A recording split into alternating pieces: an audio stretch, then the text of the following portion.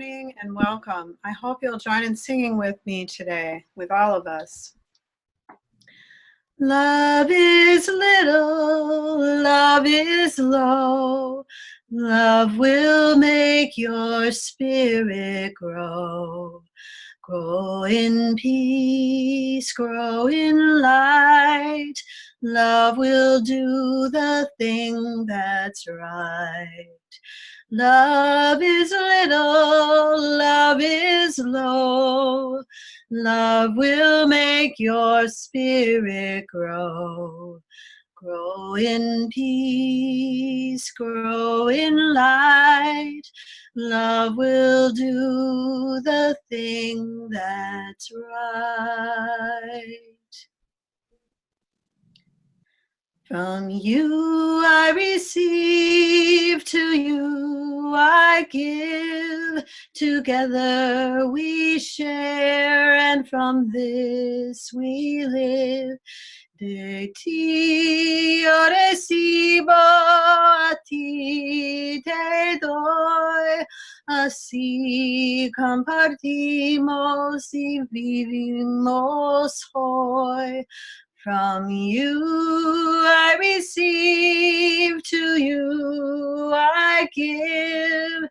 Together we share, and from this we live.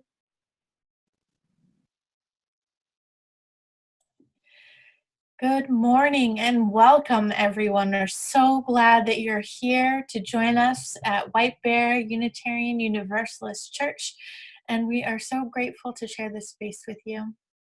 I'm Reverend Sarah Goodman, and our service participants today include Carol Coet, the Reverends Jack Gady and Victoria Safford, supported by Anna Garris and Aaron Scott.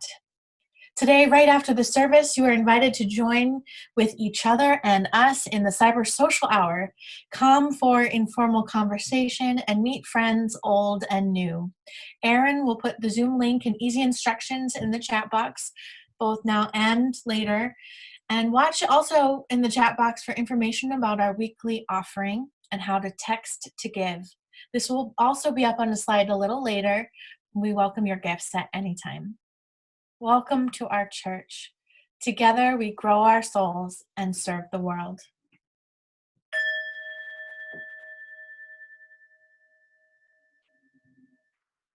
Come in. Come into this space which we make holy by our presence. Come in with all your vulnerabilities and strengths, your fears, anxieties, and loves and hopes. For here you need not hide nor pretend, nor be anything other than who you are and who you are called to be. Come into this space where we can heal and be healed, forgive and be forgiven. Come into this space where the ordinary is sanctified, the human is celebrated, the compassionate is expected. Come into this space. Together, we make it a holy space.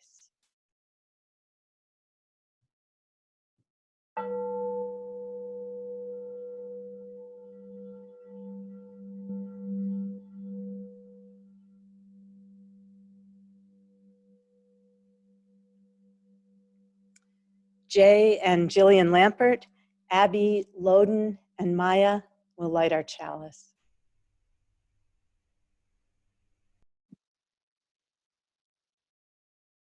Good morning, everybody. We're the Lampert Kroll family, and today we're lighting the chalice for courage. We're going to read a quote that we actually got at church when we exchanged quotes a number of years ago. And Loden's going to read for us. Take courage, friends. The way is often hard, the path is never clear, and the stakes are very high. Take courage, for deep down there is another truth. You are not alone.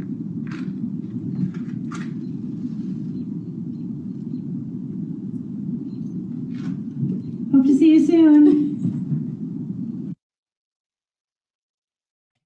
Good morning. Join me in our opening words. Love is the spirit of this church, and service is its law. This is our great covenant, to dwell together in peace, to seek the truth in love, and to help one another. Now join me in singing our hymn, Every Night and Every Morn.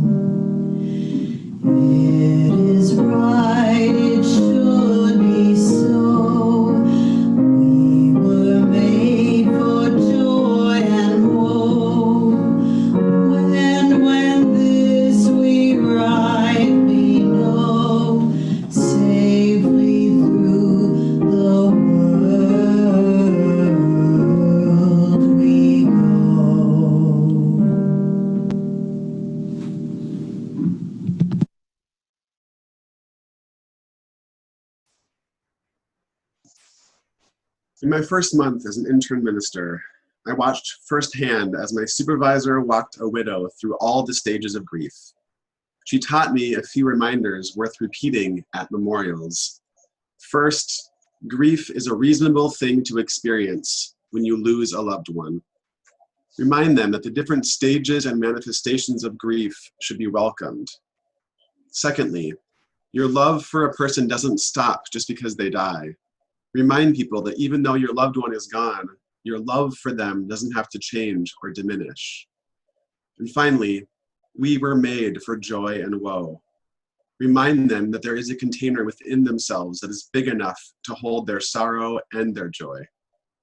According to Khalil Gibran, the same cup that holds our joy also holds our sorrow. So much has changed over the past few months, and we have experienced many losses, both individually and communally. An appropriate and expected response to those losses is to feel grief, to feel all the stages, manifestations, and shadings of grief. And at the same time, so much has remained the same, and we are experiencing some moments of true beauty and deep joy. In this era of social distancing, we notice the importance of connection. Amidst all the deaths brought about by a pandemic, we are reminded of the depth and meaningfulness of life. Despite our isolation, we're even more aware of the interconnected web that binds us together. From many of you, I have heard beautiful stories of resilience, of innovation, and of compassion. I have heard reminders of the importance of a spiritual practice, of connecting with nature, of listening to your body, and of learning your limits. One congregant recently told me that she had been in the denial stage of grief, and she was watching lots of TV to numb her pain. But then she noticed that she was also numbing her spirit. She was unable to feel the weight and depth of her grief and her joy. She decided to stop the anesthetic and let her spirit come alive again, even if it was coming alive to the complicated and messy mix of pain and beauty, joy and sorrow that is our world right now. From you, I have also heard heartbreaking stories. Cousins dying from COVID, friends dying from cancer, people enduring less than ideal living situations, and people who live alone longing for human connection. My 9-year-old niece occasionally gets to use her parents' phone to send messages to trusted adults in her life. Last week, she was texting me and the messages moved from words to images. The images were playful and cute, a high-fiving dinosaur, and then a dinosaur in a hot tub. But then an image of a sad-looking creature holding hands with a shadow of a friend, almost like a ghost, and above the two friends was a broken heart. The accompanying text read, "I'm so lonely." My heart almost broke with the plain-spoken truth that she was telling. Our kids are some of our most profound artists and prophets, boldly speaking a truth that is sometimes too hard for adults to say. There are many ways to say it, and William Blake said it like this: "Joy and woe are woven fine, clothing for the soul divine." Many of us might feel the impulse to protect ourselves and others from the depths of sorrow that might come, but then we run the risk of being protected from the depths of joy that are possible when you live life fully and boldly. We can't live life in a bubble because we're here on this earth, connected to a multitude of other beings who impact us as we impact them. Our destinies are interwoven. Life and death are inevitable, just like our joys and our woes. It is right, it should be so. We were made for joy and woe. And when this we rightly know, safely through the world we go. Not safe from woe, but safe from the illusion that we can avoid woe, and safe from the illusion that we are entitled to a life without woe. A reading from Louise Erdrich. Life will break you. Nobody can protect you from that, and living alone won't either. For solitude will also break you with its yearning. You have to love, you have to feel. It is the reason you are here on earth. You are here to risk your heart. You are here to be swallowed up. And when it happens that you are broken or betrayed or left or hurt or death brushes near, Let yourself sit by an apple tree and listen to the apples falling all around you in heaps, wasting their sweetness. Tell yourself you tasted as many as you could. Blessed be, and amen. In these times, your gifts are needed more than ever. Today's offering supports the programs and vision of our church community. Please be generous.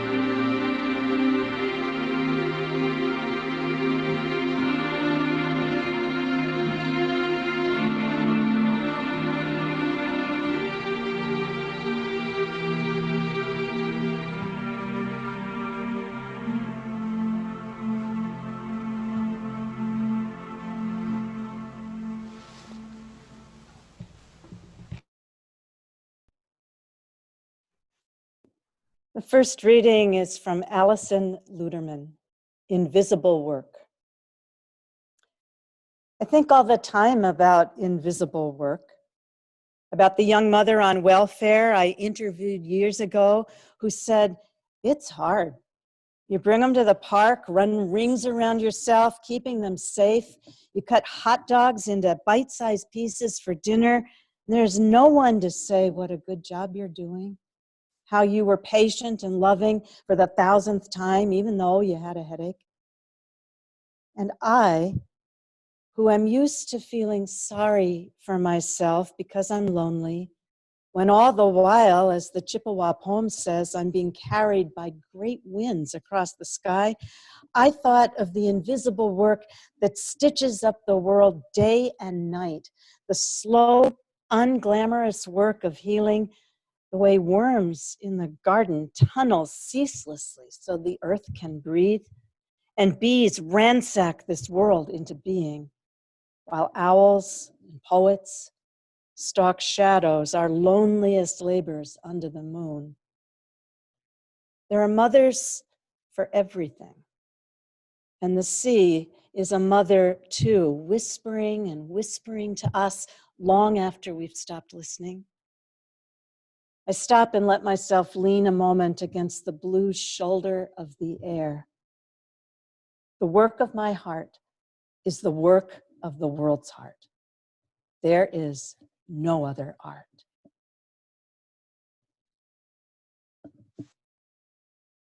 The second reading is from Ibn Sistem Bar Arakat, poet from Palestine. I thank the women who came before me, who, as they stirred sugar into tea and lemon into lentil soup, had stirrings of freedom in their hearts. Some spoke of that, and some served the food silently. But all the longing conquered the road, fed the ground, until it grew strong for me now to stand on it, to stand my ground, as they did. And a fragment from Adrian Rich. My heart is moved by all I cannot save. So much has been destroyed. I have to cast my lot with those who age after age, perversely, with no extraordinary power, reconstitute the world.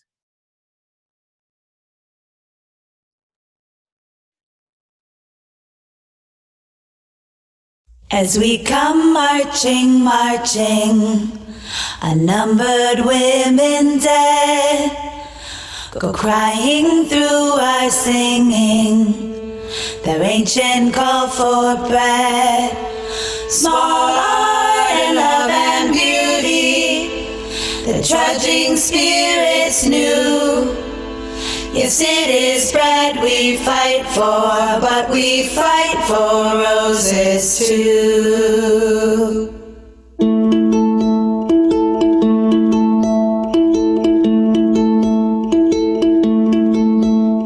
As we go marching, marching, we bring the greater days.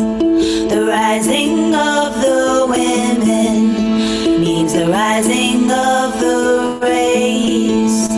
No more the drudge and idler, tend that toil where one reposes, but a sharing of life's glories, bread and roses, bread and roses.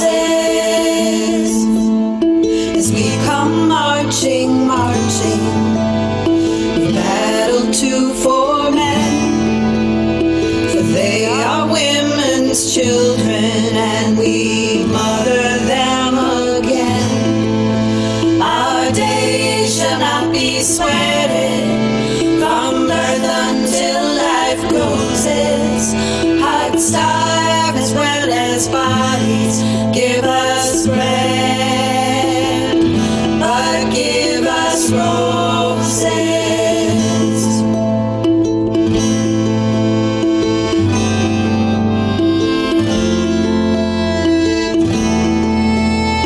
As we go marching, marching, in the beauty of the day, a million darkened kitchens, 1,000 mill-lofts gray, are touched with all the radiance the sudden sun discloses. For the people hear us singing, bread and roses, bread and roses. We go marching, marching, as we go marching, marching, as we go marching, marching, as we go marching, marching, as we go marching, marching, marching, as we go marching, marching, marching, as we go marching, marching, marching, as we go marching, marching, marching, as we go marching, marching, marching, as we go marching, marching, marching, we go marching, marching, marching, as we go marching, marching, marching.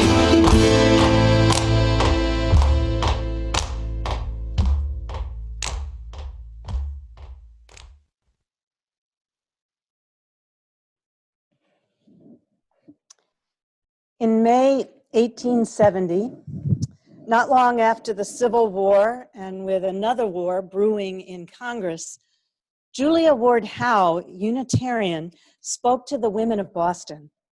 "Arise," she said. Together with others, with mothers and other hoop-skirted co-conspirators, she stepped out of the confines of convention and complicit domesticity and said to the people weary of war and wary of politics, profit, and privilege, "Arise then, women of this day. Arise, all women who have hearts, whether your baptism be of water or of tears." And so they rose, thousands strong that day, mothers and others and many men. They rose and marched and sang and lobbied, and they wept with rage and hope, and they organized. And the war came anyway, as wars often do, and then they rose again. They rose up. We rise again. We rise again and again, because that's what we do.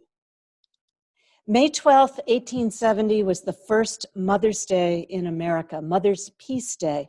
And it makes sense because the work of mothering and parenting, the nurture of children, our own kids and everybody's kids, it's just like all the work we ever do for justice and peace. It's endless and thankless, with no real guarantee of measurable success. And yet, because it's all about the ancestors and the descendants, this long story of which our lives and our families, our own kids, are just a microscopic part, because we understand ourselves to be part of something much larger and an evolving story, we pour our life and strength and blood and breath into the day-to-day ways of being strong and brave and hopeful.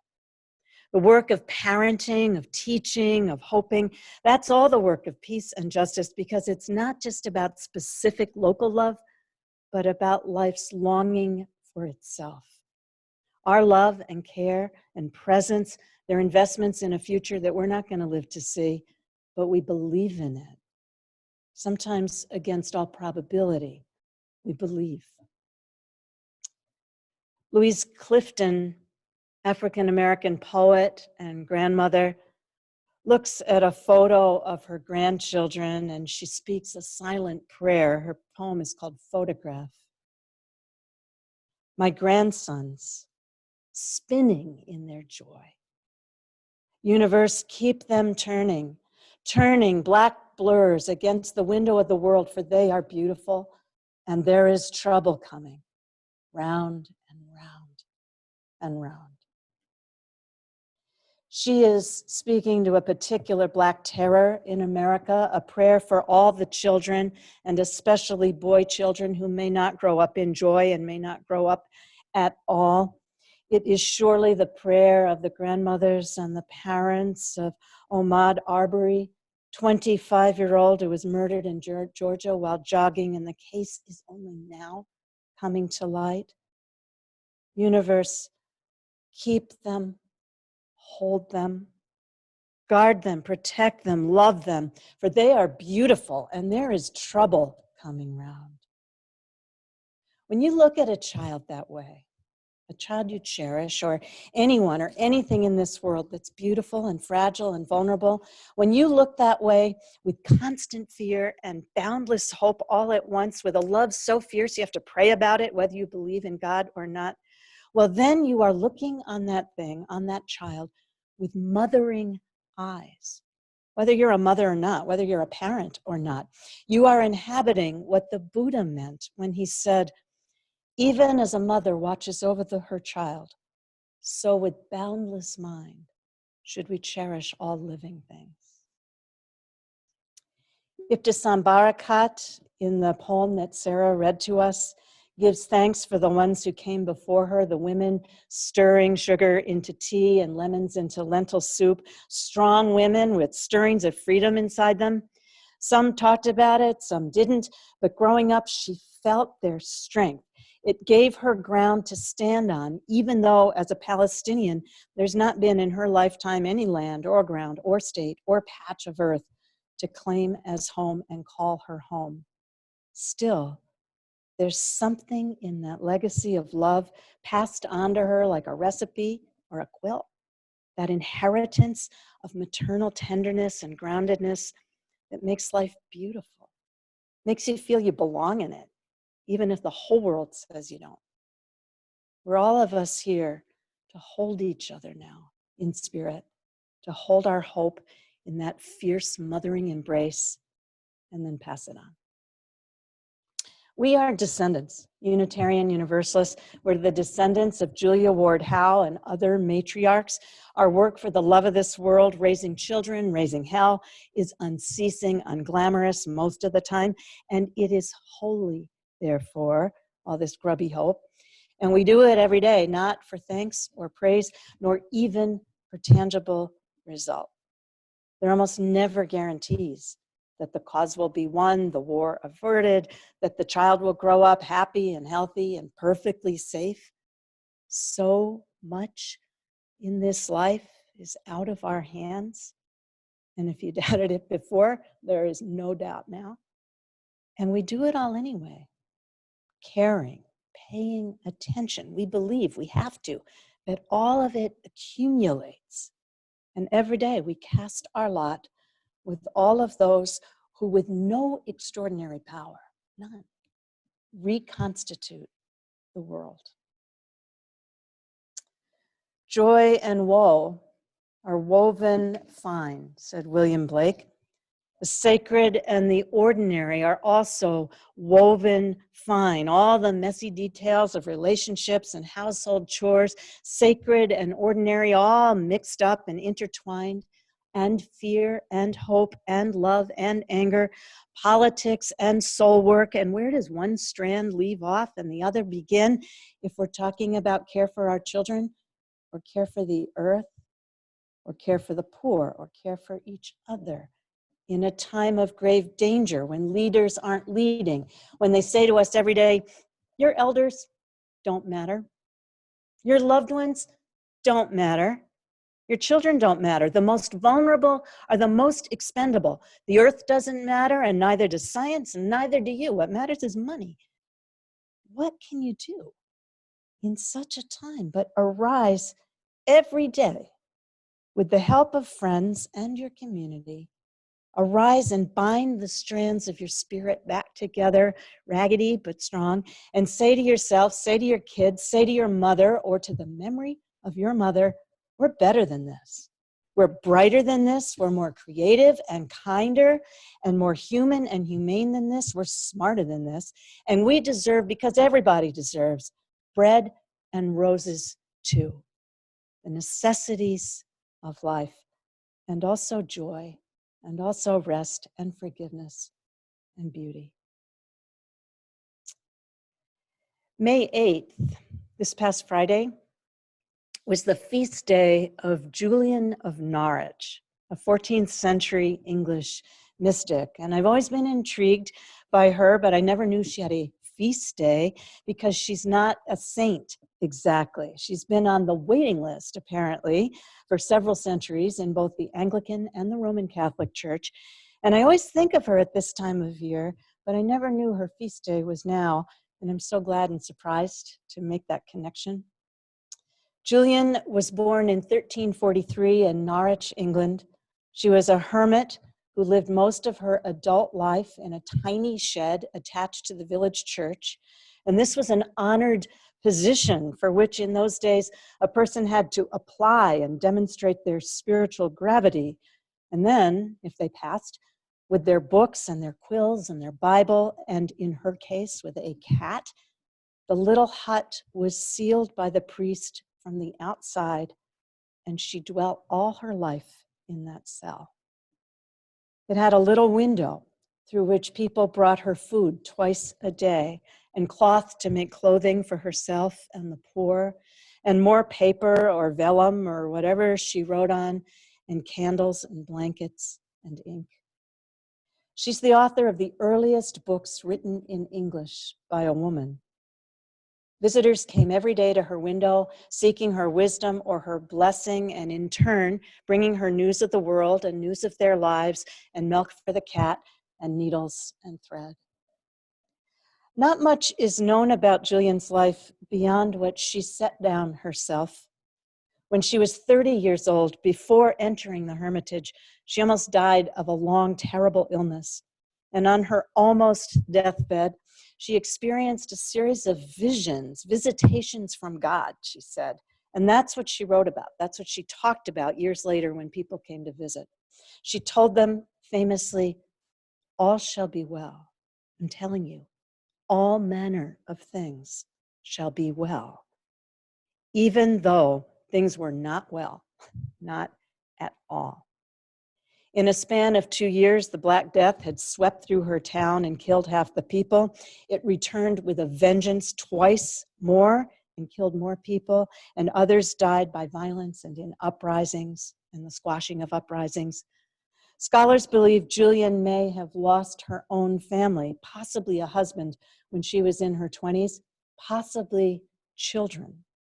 They believe it because of the way she talked about God later in her writing as a mothering presence, watchful, patient, fierce, and wise, never forgetting the care of her children or her love for them, even in separation, the broken heart of God. That's how she wrote of God's love for humanity. And in fact, it's how she wrote about Jesus. She said outright in 1370, the only way to apprehend the love of Christ is to perceive it as maternal, like the arms of a mother embracing you always, present in loss, present in sorrow, always present in weeping and despair. When Julian spoke of God and Christ, she said, she, her. So you can enter this story wherever you want, but one miracle about Julian of Norwich is undeniable. They never burned her books, and they never burned her. For all her mystical, strange revelations, and lots of people were burned in those days for thinking independently, not far from her window. Heretics were martyred all the time in her town, but Julian survived. And people came from all over, and she told them all will be well, when clearly it wouldn't exactly, not in the way they were hoping for or thought they needed. She told them to look for beauty, for daffodils in snow, for kindness within and among themselves, radical kindness, to love each other with boundless imagination. Someone wrote recently in an essay that Julian lived through the plague keeping physical distance, self-quarantined, and that in her solitude, which was broken daily by bouts of company through the little rectangle of her window, in her solitude, she found space to think through what she most deeply trusted and believed in. And you? What do you find you believe in now? As your isolation continues and the world implodes and people are lonesome and dying, people we love, people we don't know, who mostly are poor and mostly in undeniable numbers now are Black and brown and Native, and every veil and lie that hid the truth about privilege and power and the rusty machinery of capitalism, it's all coming down, exposing things for what they really are and leaving us shaken, chastened, disrupted, and scared, leaving us forever changed, leaving us in some ways, I hope, forever changed. What do you find you believe in now and trust? All will be well again, she said. What could that mean for us? What do we want that to mean? What are we telling our children it means? Fear and hope, as Jack said, quoting William Blake, they're woven fine in this life always. Grief and endless gratitude, all bound up. The life of the spirit and our common life, our politics, all of it's woven fine. It's braided together in the integrity of being. When Julia Ward Howe told those women on that first Mother's Day, arise, she was speaking to them as activists, though they did not yet know themselves as such, change agents, forces to be reckoned with, forces for good, spiritual forces. And she was speaking to them as mothers and daughters and grandmothers and aunts, as weary domestics and servants, and all of them deserving, they'd all already more than earned, not just bread, but roses. Arise, she said, get up, stand up, the day's calling to you, not just to struggle, but to joy in the struggle. Alison Luterman says, I think of the invisible work that stitches up the world day and night, the slow, unglamorous work of healing. The way worms in the garden tunnel ceaselessly so this earth can breathe, and bees ransack the world into being.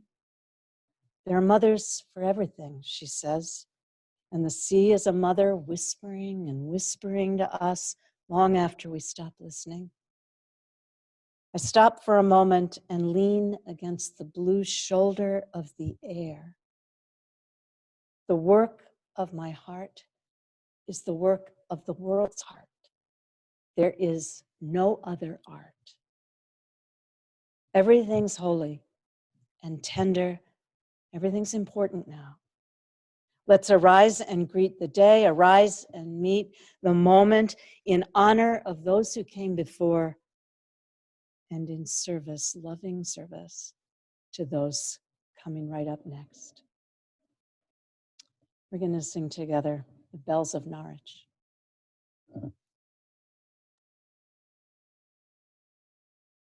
Loud are the bells of Norwich, the people come and go. Here by the Tower of Julian, I tell them what I know. Ring out the bells of Norwich, let the winter come and go. All shall be well again, I know. Love like the yellow daffodil, the flower in the snow. Love like the yellow daffodil is Lord of all I know. Ring out the bells of Norwich, let the winter come and go. All shall be well again, I know. Ring for the yellow daffodil, the flower in the snow. Ring for the yellow daffodil and tell them what I know. Ring out the bells of Norwich, let the winter come and go. All shall be well again, I know. Loud are the bells of Norwich, the people come and go. Here by the Tower of Julian, I tell them what I know. All shall be well, I'm telling you, let the winter come and go. All shall be well again, I know.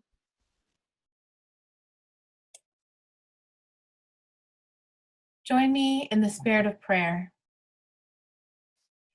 This is a prayer for parenting in a pandemic, a prayer for the dirty laundry and piled up dishes, a prayer for dance parties and cuddle puddles, a prayer for long walks and improvised science experiments, for screen time as education and as distraction. This is a prayer for working parents Zooming each other, just another meeting with a little face joining in, for new parents waiting for a new life without support, for single parents doing all of this alone, for parents who are on the front lines and essential workers who worry every day about being away from home, about bringing something home, about holding it all together as you hold the world together. This is a prayer for the more than 200 meals you've made, for the 100 millionth time you've heard, "Can I have a snack?" For the 5 minutes of alone time you can squeak out every day. For the 2, the 4, the 6, maybe 60 gray hairs you've acquired so far. This is a prayer for the meltdowns, for the missed naps, the many, many tears, the distance learning homework no one wants to do, but still somehow feel the need to fight about. This is a prayer for wondering if they will ever fall asleep, for wondering, will they ever get up? A prayer for pretending that you're enjoying yourself while you all play their favorite game. This is a prayer for all the missed milestones, for holding your child as they cry over missing their friends, missing their prom, missing their graduation, for your own tears because you cannot fix this problem.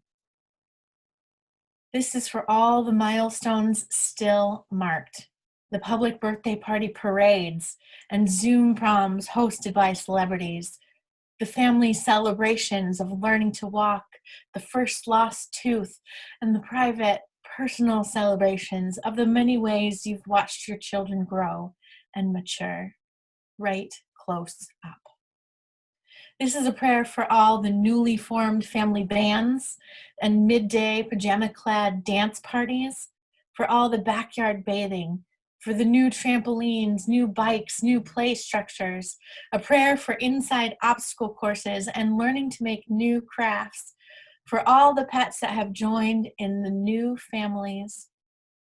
This is a prayer for bonding and breaking, for togetherness and too much togetherness. This is a prayer for love, for anger, for grief, for time out of time. And this is a prayer for parenting in a pandemic. Amen. Please do sing along to this song written by our very own Claire Gilbert.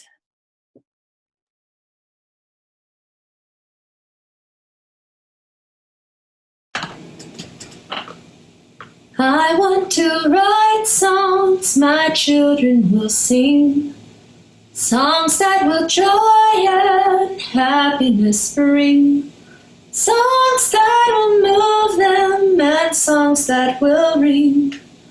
I want to write songs my children will sing. I want to write books my children will read, books that will give them all that they need, books that will guide them until they can lead. I want to write books my children will read. I want to build roads my children will roam, roads that will lead them always back home, roads that will take them to places unknown. I want to build roads my children will roam. I want to write songs my children will sing. I want to write books my children will read. I want to build roads my children will roam, things to sustain them until they are grown.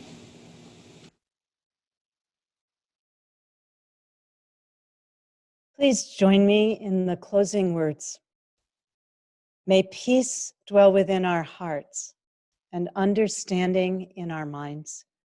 May courage steel our will and love of truth forever guide us. Friends, thank you so much for joining us. If you're not receiving our email news, go to our website and sign right up. We'll send updates twice a week about online services and groups and gatherings, circles of care, news from your congregation. Call or write with questions or ask for help or offer help. In a few minutes, we'll see you in Cyber Coffee Hour, Cyber Social Hour. You'll need to close out of this space and enter the new link you see now in the chat box. We are sending love to you from Maple Street and all our locations. Please stay strong, everyone. Please stay well. So be it. See to it. Amen.